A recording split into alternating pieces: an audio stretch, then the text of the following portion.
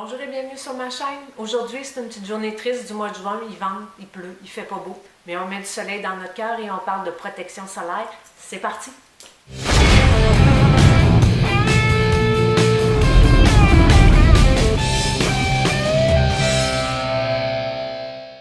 Je vais débuter en vous présentant mes deux recommandations. Ce sont des crèmes qui sont bonnes et pour le visage et pour le corps. Donc, si vous partez en voyage, c'est pratique, on amène juste une crème et on peut faire l'ensemble de notre corps. Donc, la première, c'est la crème qui est faite par la compagnie La Roche-Posay. C'est un facteur de protection 60. Et ensuite, c'est la crème qui est faite par la compagnie Vichy, qui est également un facteur de protection 60. Les lotions solaires sont composées de filtres. Il y a les filtres chimiques qui vont pénétrer la peau et agir avec elle, et il y a les filtres minéraux qui vont rester en surface de la peau et réfléchir le soleil. Dans le fond, c'est l'oxyde de zinc et le dioxyde de titanium, qui sont deux minéraux qui vont agir pour réfléchir le soleil. Il y a des filtres solaires que vous devez rechercher quand vous faites l'achat de crème solaire. Ce sont le Mexoryl et le Tinosorb. Il y a aussi des produits que vous devez éviter, qui sont des produits qu'on appelle des perturbateurs endocriniens, qui sont l'oxybenzone et l'octinolate. Lorsque j'ai fait mes recherches sur les lotions solaires, j'ai entre autres consulté le Consumer Report. Ce rapport-là, c'est en fait l'équivalent américain de notre Protégez-vous québécois. Et dans l'édition du mois dernier, ils ont testé 69 lotions solaires. L'enquête nous révèle que 28 ne nous protègent pas comme elles le disent. Donc, elles ne nous protègent pas pour le facteur de protection solaire qu'elles nous promettent. Une des deux crèmes que je vous recommande, la crème La Roche-Posay, est arrivée première lors de l'enquête du Consumer Report. Il y a d'autres crèmes qui ont également bien performé et je vous mettrai les liens dans la barre de description plus bas.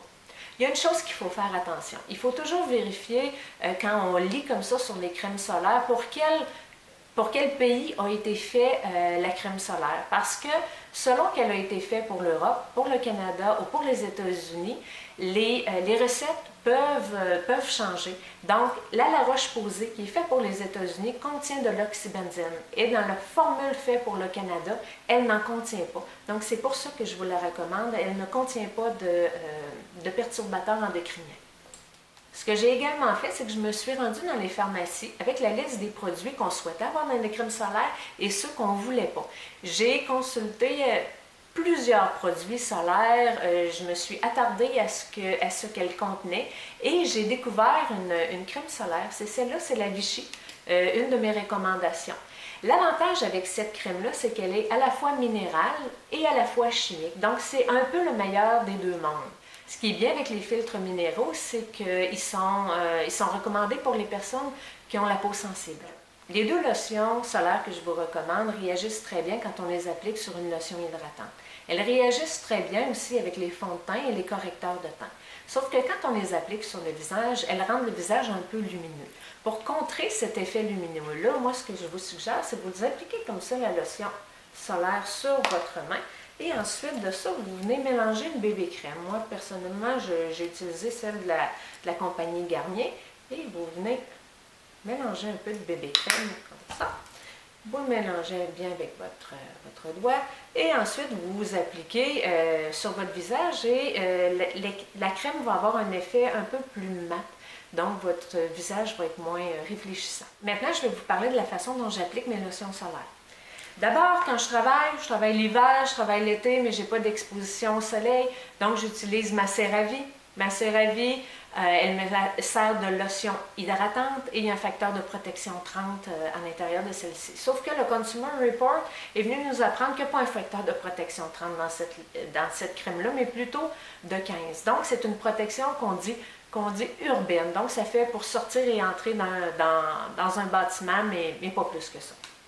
Ensuite, si c'est l'été, j'ai pas une longue exposition au soleil, je travaille, je viens appliquer une de mes deux crèmes solaires et je la mélange avec ma bébé crème. Ensuite de ça, je viens appliquer une protection, une poudre minérale sur mon visage pour la matifier.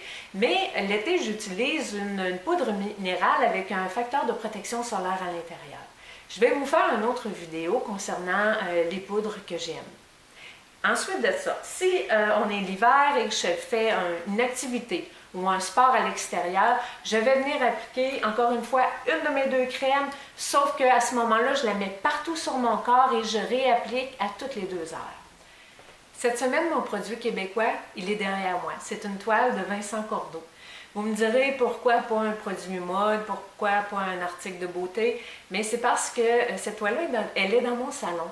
Et à toutes les fois que je la regarde, elle me rend heureuse, elle me fait sourire. Vincent peint des femmes qui sont festives, qui sont belles, qui sont sexy. Je me la suis offerte pour une occasion spéciale à moi de moi avec tout mon amour. Alors je vous laisse l'admirer et je vous dis à la semaine prochaine. Tournou.